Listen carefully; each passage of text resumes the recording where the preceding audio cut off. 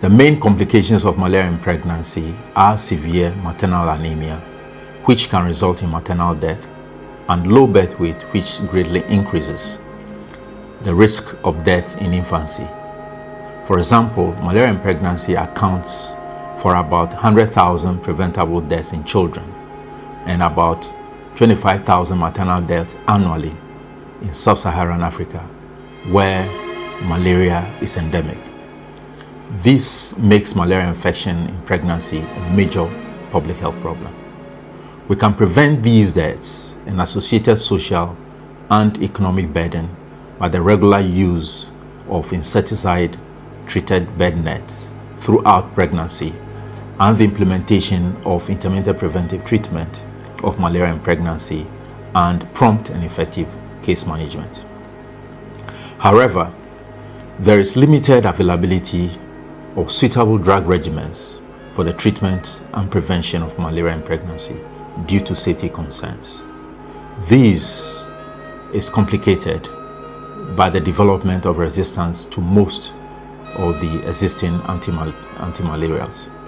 The situation is even more critical when infection occurs during early pregnancy, because the risk of teratogenicity of anti-malaria drugs exposure needs to be weighed against the risk of under-treatment or no treatment.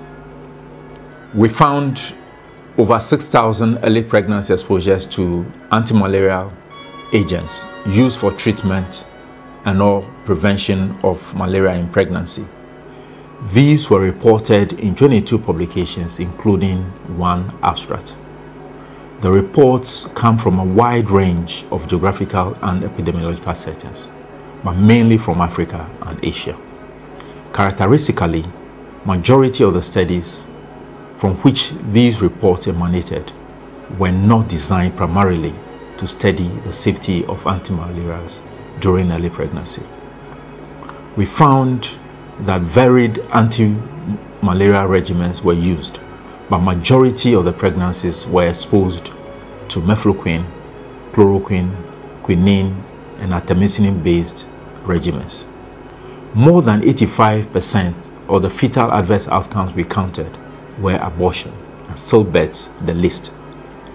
The reported absolute risk of adverse outcomes were similar for all the anti-malaria exposures, but in two publications, increased risk of stillbirths was linked to mefloquine exposure. Most studies reported multiple adverse fetal outcomes on the index pregnancies, which were also often exposed to more than one anti-malaria. These, coupled with the fact that in most cases outcomes were unknown for some exposures, suggest that the actual number of adverse outcomes may be more than we counted. So it is difficult to relate the outcomes to the number of pregnancies exposed to each drug.